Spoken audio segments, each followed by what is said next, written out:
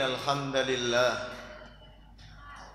نحمده ونستعينه ونستغفره ونعوذ بالله من شرور أنفسنا ومن سيئات أعمالنا من يهد الله فلا مضل له ومن يضلله فلا هادي له أشهد أن لا إله إلا الله وحده لا شريك له وأشهد أن محمدا عبده ورسوله الذي لا نبي بعده اللهم صل على محمد وعلى آل محمد كما صليت على إبراهيم وعلى آل إبراهيم وبارك على محمد وعلى آل محمد كما باركت على إبراهيم وعلى آل إبراهيم إنك حميد مجيد فيا أيها الحاضرون أوصيكم ونفسي بتقوى الله فقد فاز المتقون فقد قال الله تعالى في القرآن الكريم أعوذ بالله من الشيطان الرجيم يا أيها الذين آمنوا اتقوا الله حق تقاته ولا تموتن إلا وأنتم مسلمون صدق الله العظيم ونحن من الشاهدين. Hadirin jamaah salat Jumat rahimakumullah. Pertama-tama marilah kita panjatkan puji syukur kehadirat Allah Subhanahu wa taala yang hingga detik ini Allah Subhanahu wa taala masih memberikan kita kehidupan, sebuah karunia yang menjadikan kita mampu menjalani rutinitas harian kita dari bangun tidur sampai detik ini. Harapan kita bersama adalah semoga apapun yang telah kita lakukan dari pagi hingga detik ini bisa menjadi rangkaian kesolihan yang dapat menghantarkan kita semua mendapatkan ridha Allah Subhanahu wa taala. Dan semoga langkah yang menghantarkan kita hadir di Masjid As-Salam ini menjadi langkah yang menggugurkan dosa serta mengukuhkan iman dan takwa. Kita bersyukur, semoga dengan syukur ini pula Allah pantaskan kita mendapatkan tambahannya. Salawat dan salam senantiasa Allah curahkan untuk suri tauladan kita Nabiullah Muhammad Rasulullah sallallahu alaihi wa alihi wasallam. Jamaah yang dirahmati Allah, wabil khusus buat adik-adik yang di atas, jangan ribut nah ya. Jamaah yang dirahmati Allah, wasiat takwa yang insyaallah Hatib sampaikan dalam kesempatan khutbah siang hari ini adalah Aqimuddin. Apa itu Aqimuddin? Aqimuddin ini adalah perintah Allah Subhanahu wa taala yang terdapat di dalam Quran surat 42 ayat ke-13. Dan Aqimuddin ini dijelaskan oleh Allah Subhanahu wa taala sebagai syariah. Apa itu syariah? Syariah adalah jalan kehidupan yang harus dilalui setiap muslim agar dia bisa membawa dirinya menuju kehidupan yang baik di dunia dan selamat di akhirat kelak. Itulah sebabnya ayat 13 surat Asy-Syura ini dimulai dengan kalimat a'udzubillahi minasyaitonirrajim syara'a lakum minad-dini ma wassa bihi Nuha walladzi auhayna ilaika wa ma wassayna bihi Ibrahim wa Musa wa Isa an aqimuddina wala tatafarraqu fi kabura 'alal musyrikina ma tad'uuhum ilaihi Allahu yajtabi ilaihi man yasha wa yahdi ilaihi may yunib. Pada ayat ini saudara yang dirahmati Allah, Allah menjelaskan tentang syariat yang pernah ditetapkan oleh Allah Subhanahu wa taala dan menjadi amanat yang ditanggung oleh Nabiullah Nuh alaihi salam. Syariat ini juga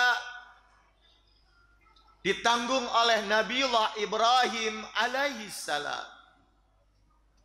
Ditanggung pula oleh Nabiullah Musa alaihi salam. Ditanggung pula oleh Nabiullah Isa ibni Maryam alaihi salam. Yang kemudian diteruskan oleh Allah syariat ini ditanggung oleh Nabi kita Muhammad Rasulullah sallallahu alaihi wasallam. Yang ketika Rasulullah sallallahu alaihi wasallam meninggalkan kita semua menemui Allah Subhanahu wa taala, maka syariat ini jatuh ke setiap punggung kita semua, termasuk bapak saudara yang hadir di Masjid As-Salam ini. Jamaah yang dirahmati Allah, syariat apa? Syariat an aqimuddin. Syariat agar kita harus menegakkan,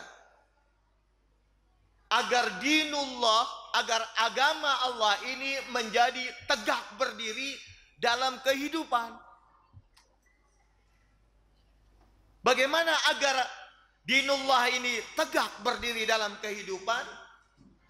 Tentu ada kondisi, dan kondisi inilah yang kemudian kalau kita membaca di ayat yang lain, misalkan surat At-Taubah surat ke-9 ayat 33, di sana Allah Subhanahu wa taala berfirman, huwallazi arsala rasulahu bil huda wa dinil haqq liyuzhirahu 'ala dini kullihi walau karihal musyrikun. Kalimat yang sama kita temukan di ayat ke-9 surat As-Saff. Jamaah yang dirahmati Allah Subhanahu wa taala, ketika Allah mengutus Nabi kita Muhammad membawa risalah kenabian, risalah kerasulan, risalah dinul Islam, itu bukan sekedar risalah yang harus dijalankan untuk diri sendiri, tetapi risalah ini harus melembaga dalam kehidupan. Risalah ini harus menginternal dalam sikap. Apa itu internal? Menyatu menjadi sebuah perilaku setiap muslim. Kenapa? Karena kalau kita bicara risalah kerasulan Muhammad sallallahu alaihi wasallam, itu bukan hanya rasul dalam kapasitasnya sebagai seorang laki-laki. Bukan hanya rasul dalam kapasitasnya sebagai seorang suami. Bukan hanya rasul dalam kapasitasnya sebagai seorang bapak, sebagai seorang ayah. Tapi kapasitas rasul sebagai komandan perang, pengatur, penata aturan kehidupan.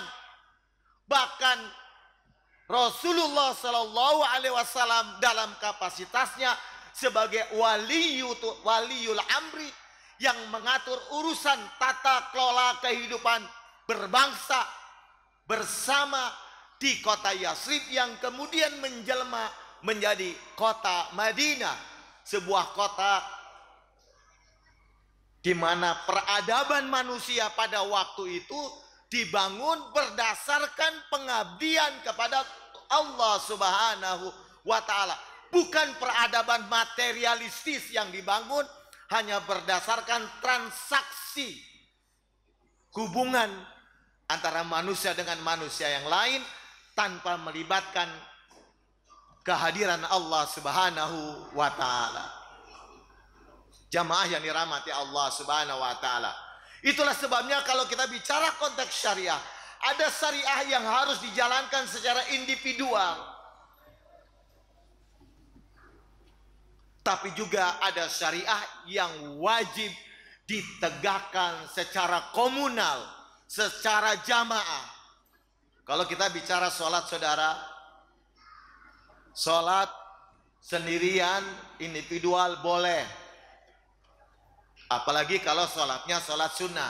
Tapi kaidah menuntun kita yang kemudian kita kenal dengan istilah sunnahnya secara muakkad adalah berjamaah.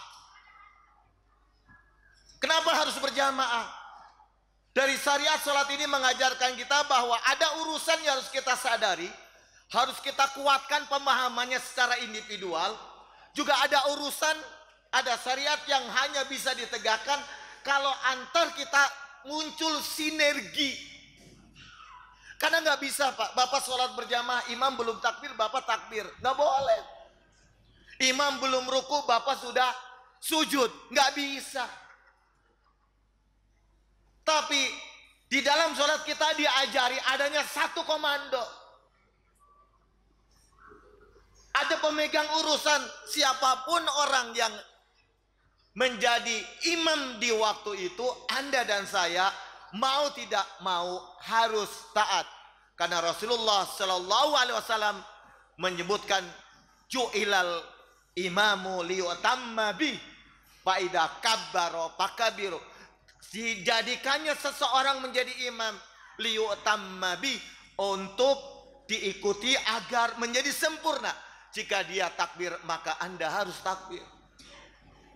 Jamaah yang dirahmati Allah Subhanahu wa taala. Lalu bagaimana dengan syariat aqimuddin? Syariat aqimuddin atau menegakkan din ini, saudara, kalau kita baca teksnya secara tafsir labdi, itu syariat yang gak bisa ditegakkan sendirian, gak bisa. Karena mukhatab atau subjek yang ada pada kalimat aqimu adalah antum. Mukhatab jama', antum jami'ah, sekalian semua. Itulah sebabnya ketika Rasulullah SAW mengemban amanat ini, beliau libatkan para sahabat, tidak sendirian, Pak.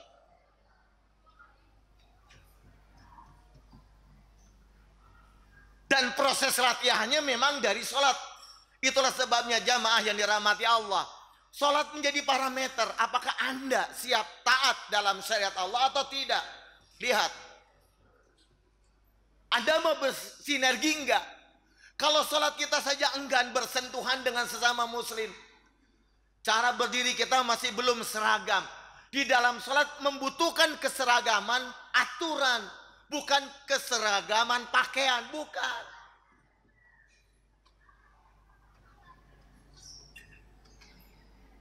Kaki seragam menghadap kiblat bareng-bareng, bukan yang satu ke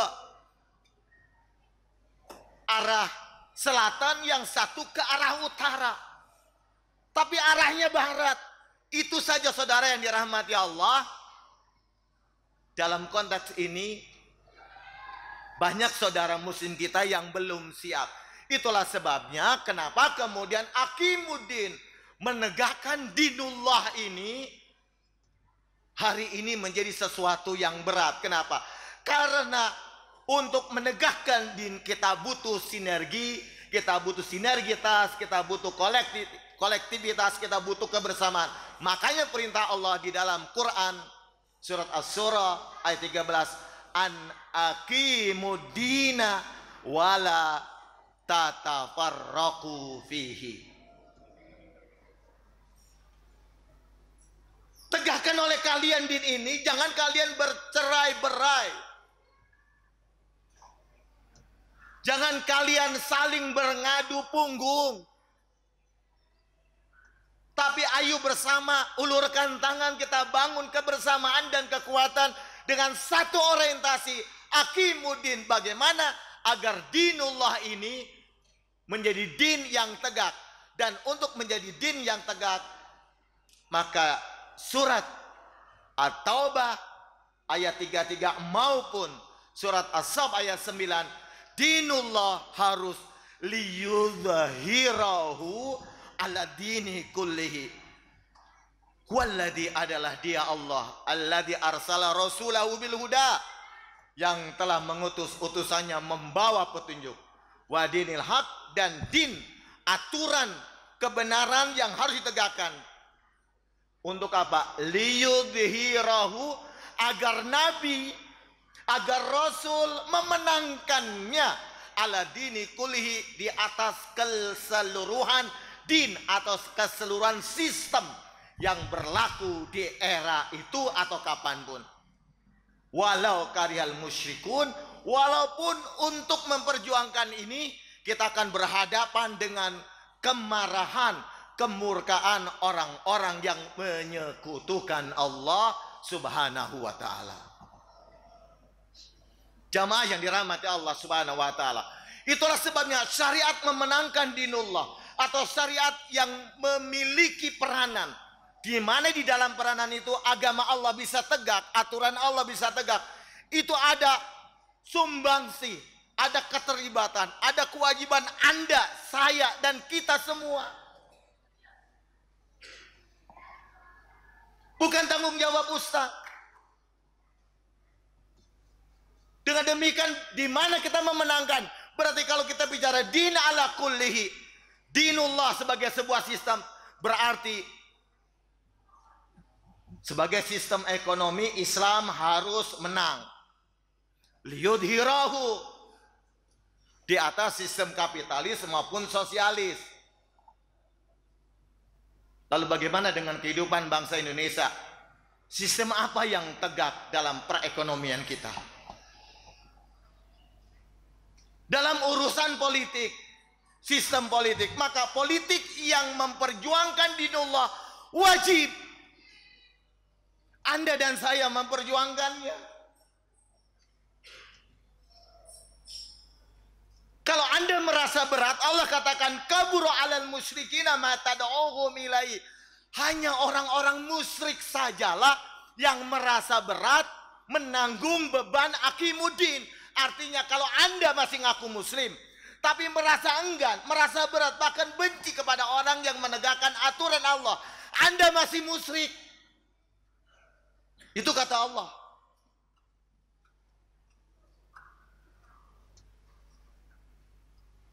Lah, lalu kemana sholat kita hari ini? Saudara, sholat membentuk kita, karakter agar kita tunduk sujud hanya kepada Allah.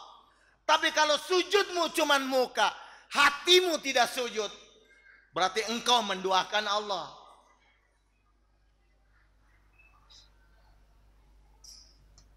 Dan problem inilah saudara yang dirahmati Allah, salah satu problematika kehidupan beragama di negara kita hari ini. Sehingga syariat Allah menegakkan agama dianggap bukan syariat. Bahkan ada yang menganggap, oh kalau ente ngomong sunnah, kita ngomong pakaian. Maka kita katakan, man, hey brother, Islam itu bukan sekedar pakaian. Lihat sejarah para nabi, lihat sejarah para rasul, lihat sejarah para sahabat Rasulullah Sallallahu Alaihi Wasallam. Dinullah tidak mungkin tegak tanpa adanya kekuasaan yang melekat di dalam diri sahabat Rasulullah. Maka muncullah generasi as-sabiqun al-awwalun. Setelah Rasulullah Sallallahu Alaihi Wasallam, muncullah sahabat Abu Bakar radhiyallahu anhu sebagai khalifah yang pertama. Muncul, dilanjutkan sahabat Umar ibn Khattab radhiyallahu an. Muncul berikutnya sahabat Utsman bin Affan radhiyallahu an. Sampai kemudian muncul sahabat Ali bin Abi Thalib radhiyallahu an. Kemudian generasi ini diteruskan oleh khilafah Bani Umayyah, diteruskan oleh khilafah Bani Abbasiyah. Abbasiyah, Umayyah tidak hanya di daratan Saudi, di daratan Arab, tapi juga tembus sampai Andalusia. Dan dari situlah Islam berkembang menjadi cahaya untuk kehidupan di negara Eropa. Dan sisa-sisanya masih kita bisa lihat hingga hari ini. Dan ketika syariat ini diabaikan karena munculnya sekularisme, pemikiran sekuler di sebagian orang muslim, urusan sunnah, urusan pakaian, tentang sholat saja, urusan ekonomi bukan urusan sunnah, urusan politik nggak ada hubungannya dengan syariah. Nah, orang-orang seperti inilah orang-orang yang sejatinya dalam bahasa Quran, kabura alal musyrikin ma tad'uhum ilaih. Sesungguhnya orang-orang muslim seperti ini sejatinya mereka masih memiliki penyakit kemusyrikan. Dan Allahu yajtabi ilaihi mayyasa.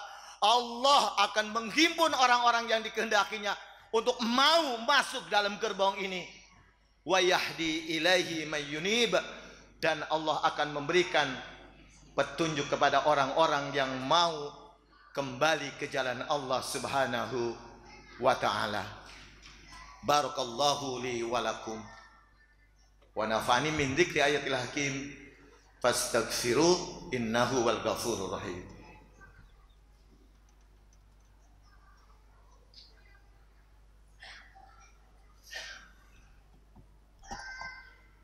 Alhamdulillahilladzi hadana lihada wa ma kunna linahtadiya laula an hadana Allah.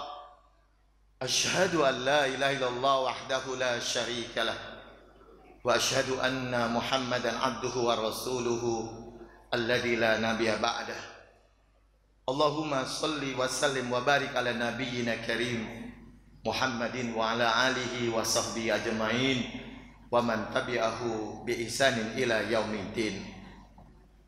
Jamaah yang dirahmati Allah Subhanahu wa taala, di khutbah kedua khatib menambahkan sedikit penjelasan. Lalu dari mana kita membangun Aqimuddin? Membangun Aqimuddin itu dari masjid, saudara, bukan dari parlemen.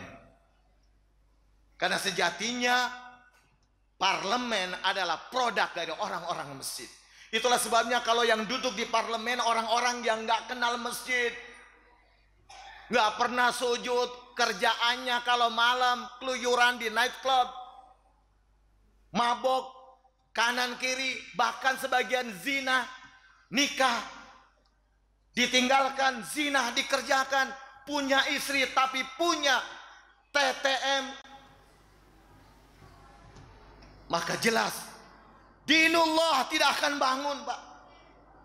Lalu siapa yang dosa? Bisa jadi orang-orang masjid yang masa bodoh dengan pilihan-pilihannya. Dari mana? Dari masjid, Pak. Itulah sebabnya mestinya masjid steril, bersih dari orang-orang yang pikirannya menduakan Allah. Nah, kalau pengurus masjidnya masih syirik, gimana mau tegak agama Allah? Maka Anda sebagai bagian dari komunitas kebersamaan wajib bilang, nih pengurus ini nggak benar, dia syirik, menyekutukan Allah. Kenapa? Karena Anda akan ditanya oleh Allah, Pak.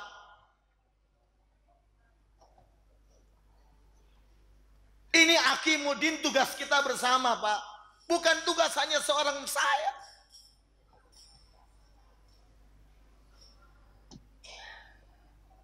Kalau ini tidak dilaksanakan, maka Islam rusak. Jadi dari mana Islam rusak? Islam rusak justru dari masjid. Itulah sebabnya terkadang kita tidak bisa bimbing anak-anak kita. Anak-anak kita ke masjid bawaannya panas. Sholat suruh diem susah. Karena dia tidak punya teladan yang baik dari rumah-rumah tangga. Karena orang tuanya jarang ke masjid.